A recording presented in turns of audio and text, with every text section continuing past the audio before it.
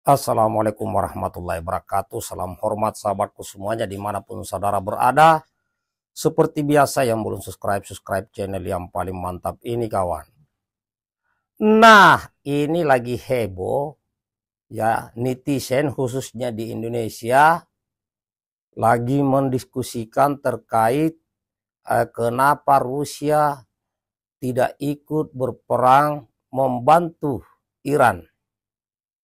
Padahal Amerika Serikat membantu Israel menyerang Iran.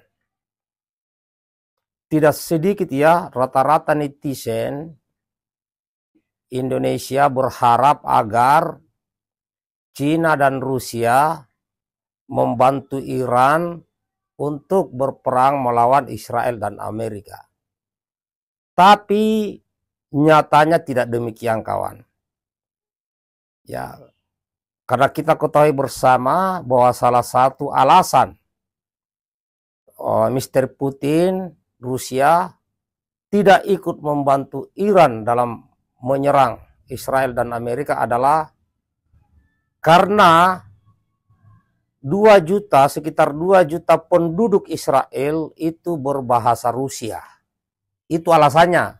Dan ini ramai. Sehingga tidak sedikit netizen Indonesia kecewa kepada Rusia. Nah, perlu saya sampaikan kepada saudara-saudaraku bahwa perang itu diciptakan. Dia tidak tercipta dengan sendirinya di era sekarang ini.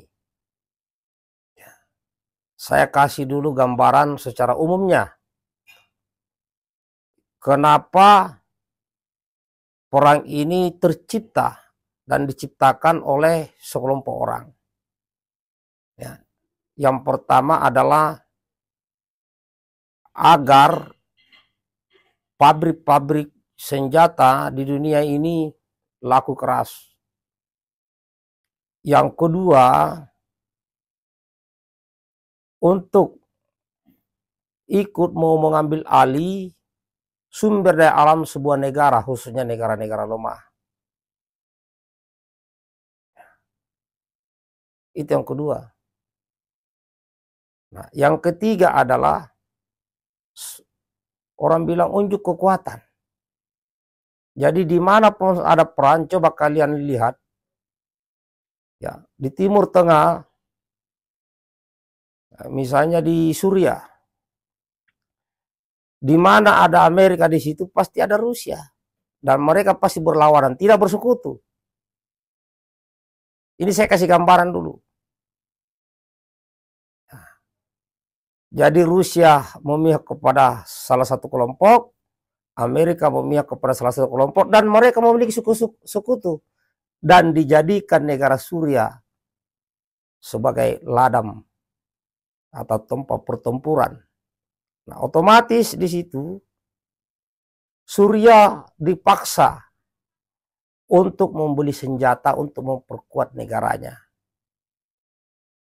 Dari manakah itu senjata? Dari manakah itu rudal-rudal pesawat semua? Itu dari hasil pajak rakyat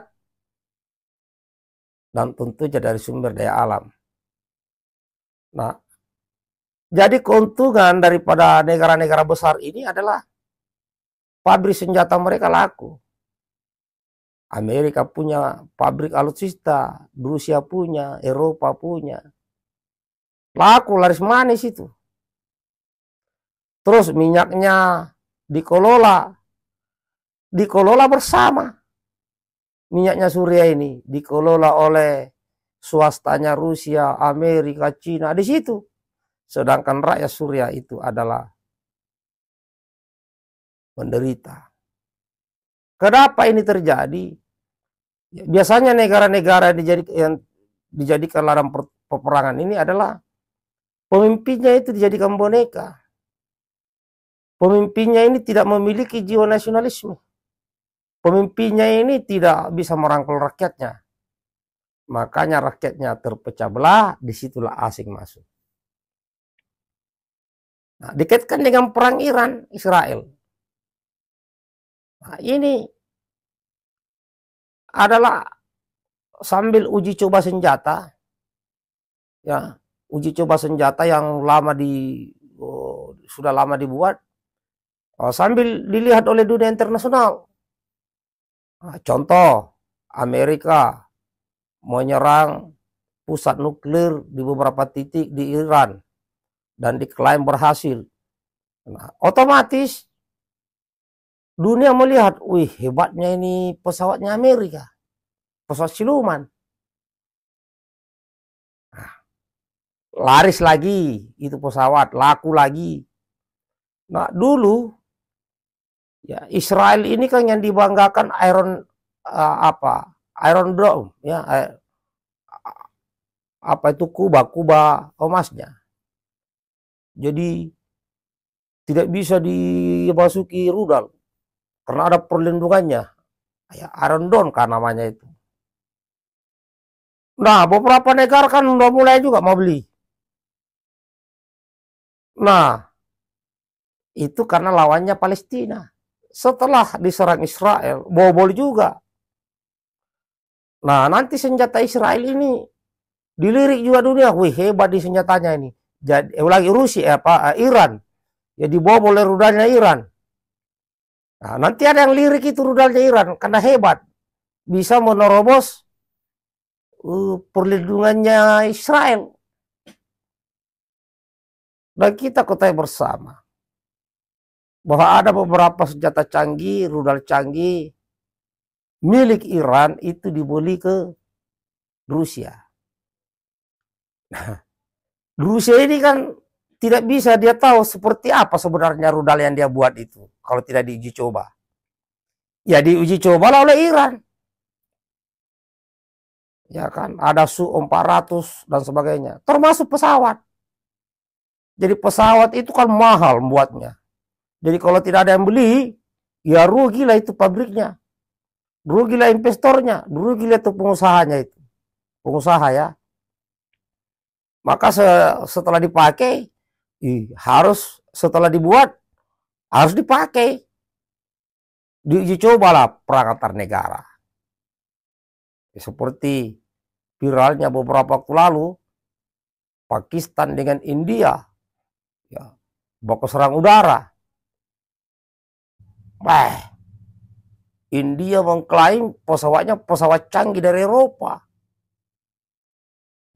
Diuji coba buat perang dengan Pakistan. Pakistan menggunakan pesawat jet Cina. Jet Cina. Itu adalah diuji coba itu pesawat. Akhirnya negara-negara lain melirik lagi pesawat Cina karena teknologinya lebih bagus. Jadi ini perang ini kawan. Salah satu manfaatnya bagi para pengusaha-pengusaha dunia ini yang punya pabrik-pabrik perang ini adalah dalam rangka menguji coba ya senjata, pesawat, kapal atau apapun itu diuji coba. Korbannya adalah yang pertama korbannya adalah tentara. Ya. Yang kedua rakyat biasa. Sedangkan petinggi-petinggi, pejabat-pejabat negaranya, ya pengusaha-pengusaha kapitalis tidak ada korban. Tidak ada korban. Bayangkan kawan. Ya, Israel menyerang Iran. Iran balas Israel. Yang sengsara rakyat. Otomatis senjata yang mahal-mahal ini kan langsung jadi abu. Nah, tidak lama kemudian Amerika menyerang Iran. Iran menyerang pangkalan militernya Amerika di Qatar. Kemudian sekarang menuju perdamaian. Udah itu senjata-senjata itu dibeli dari pajak rakyat. Jadi mari berpikir kawan bahwa ya saya berbicara ini ada beberapa poin intinya. Bahwa sebuah negara, sebuah bangsa harus memiliki jiwa nasionalisme yang tinggi kepada negaranya. Harus cinta tanah air kepada negaranya. Sehingga Kalau sudah menumbuhkan jiwa nasionalisme yang sangat tinggi, kita tidak bisa diadu domba, kawan. Karena kalau kita diadu domba, jadi dua kelompok. Satu negara besar membela ya kelompok ini, satu negara besar membela kelompok ini, diadu. Seperti dulu Afghanistan. Israel itu ya susah ditaklukkan kalau menurut saya, karena masyarakatnya jadi satu. Tetapi ingat, negara-negara yang ingin menguasai, apalagi Iran ya, Iran itu tidak bisa ditaklukkan. Israel juga susah ditaklukkan. Sama-sama susah karena rakyatnya memiliki cinta tanah air yang tinggi, jiwa nasionalisme yang tinggi. Tapi manakala baik negara Iran maupun negara Israel, ya masyarakatnya atau warganya bisa diadu domba, itu awal kehancuran. Maka itu saya mengajak kepada saudaraku, khususnya bangsa Indonesia, beda pilihan dalam pilpres, beda pandangan politik, tapi kita harus tetap jadi satu atas nama NKRI. Jangan mau dikelompok-kelompokkan, karena itu adalah salah satu celah bangsa asing masuk ke negara kita. Bagaimana menurut sahabatku? Tulis komentar di kolom bawah, kawan.